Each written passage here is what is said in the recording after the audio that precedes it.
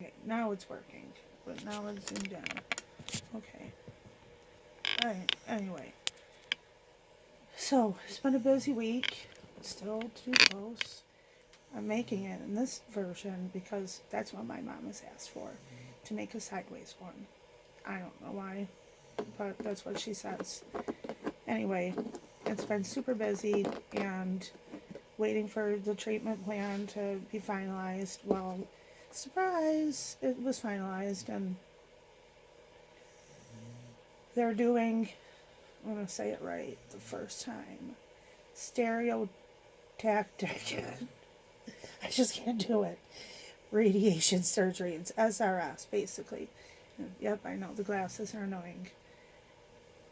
Basically, instead of doing like radiation like I did at the beginning of this, where you go in for a whole bunch of treatments and it basically wastes your time because your tumor's like, haha, bitch, we like this stuff and we're going to get bigger. So this is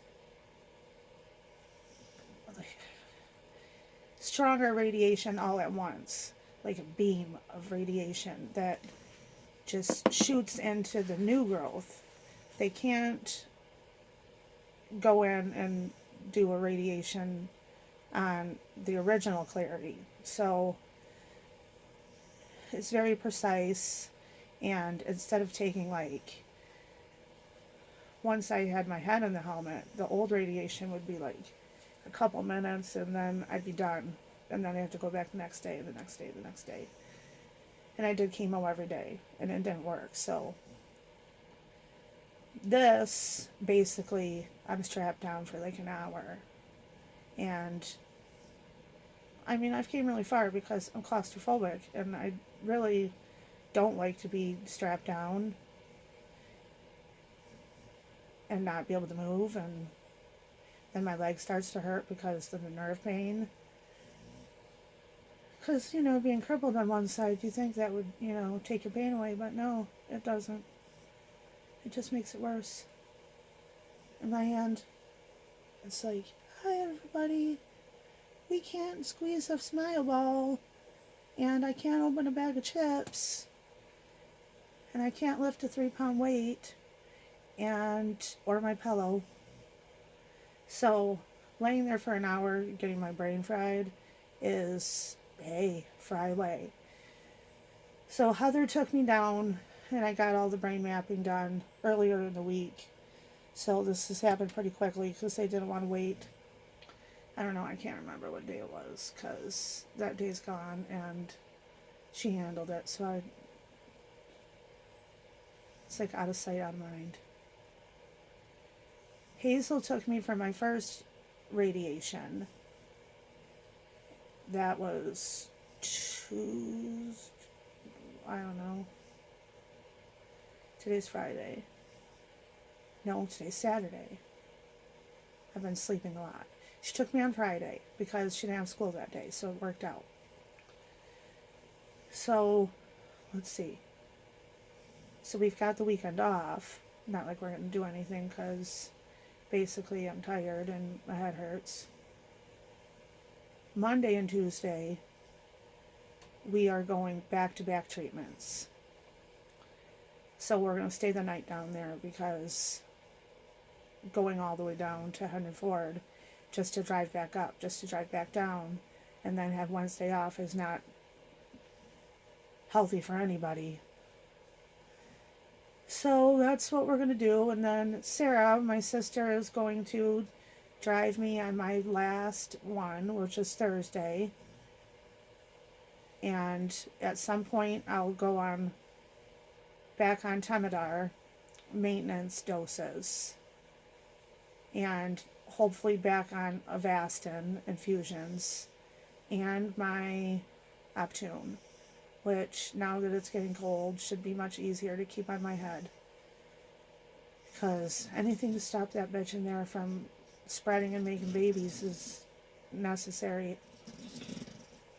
And that's one of the dogs snoring, so she's had a long day. Yeah, so funny story.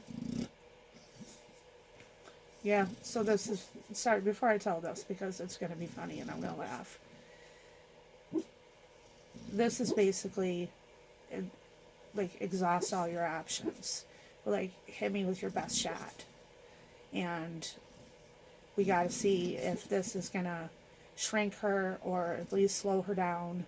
And, you know, we're kind of used to each other by now. My steroids are going to double. I'm going to double them tomorrow because the treatment, besides the fact that my brain's already swelling, the radiation is going to make it swell more. And there's going to come a point where people are going to be like, well, she's acting like this because of steroids. Well, you know what? Some of it, probably. But at the end of the day, if I come at you, you better believe you probably deserved it in some form or another.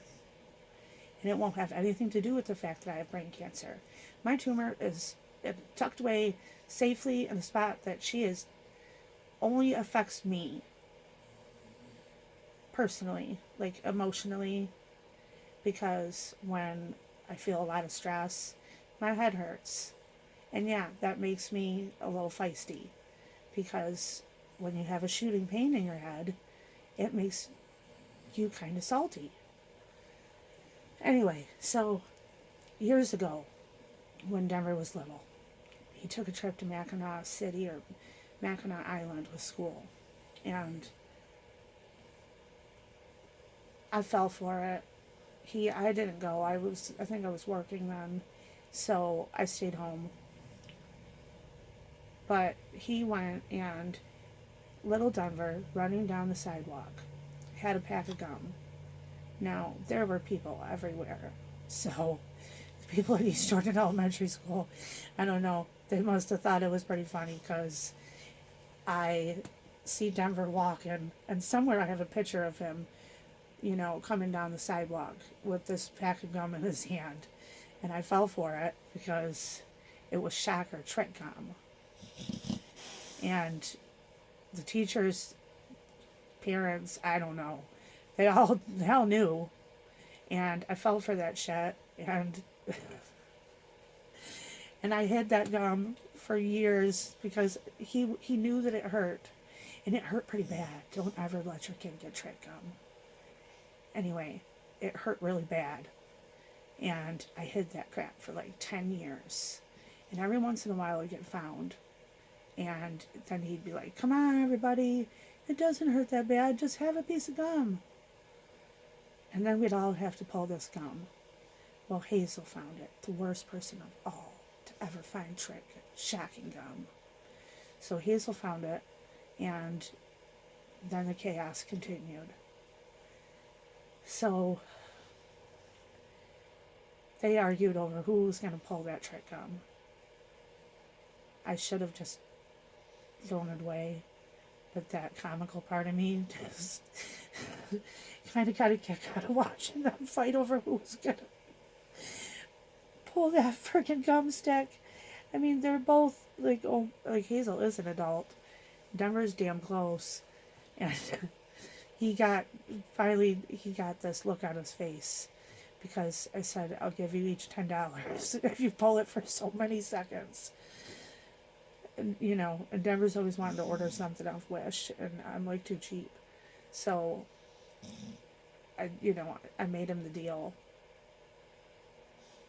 And the deal had to go both ways. That if Hazel didn't do it, then he didn't get the deal. So, of course, I screwed myself because I should have just kept my mouth shut and let them go to war over it. Either way, they both did it. And I wouldn't do it because I said my fingers are already tingly. I already can't use them, so why do I want to electrocute them? I don't know, maybe I should have and it would have helped. But no, Denver got this look on his face. And he looked exactly like his dad. Because you bet Rob to do something and you know that it was going to hurt. But he was manly. He was so manly that, he'd get this look on his face and it'd be, and you're like, you know that shit hurts. But then he'd just, he'd just stop and then he'd walk away like nothing ever happened. And Denver got that look on his face and he was like, he held it for like 30 seconds. And I was like, crap, I know that shit hurts. But he looked so much like his dad, I couldn't. I said that was a rap look if I ever seen it. I wish I would have taken a picture, but Denver probably would have killed me. So, Hazel hid the gun pack. I don't know where she hid it. But the idea is, in some years after I'm gone, there'll be like a holiday, and this gun will come back out. And then the war will ensue over who is going to pull the shocker gun. Because after all these years, it still works. So I might buy some more and hide them around the house just to be that mother. I haven't decided yet. Anyway, I've been up for probably an hour today, and I'm gonna take my pills and go back to bed. And tomorrow I'm gonna hopefully do something besides sleep. I'll take naps. Say some prayers. And I love everybody. Thanks for watching my videos. Like and share if you want. Hopefully I'll have some good luck with this round. All you can do is try. And thank you to Lisa for coming all the way up, even though you showed up and I was a mess with, like, my normal self. That's why you're my best friend. I love you. Talk to you later, you guys. Have a good night.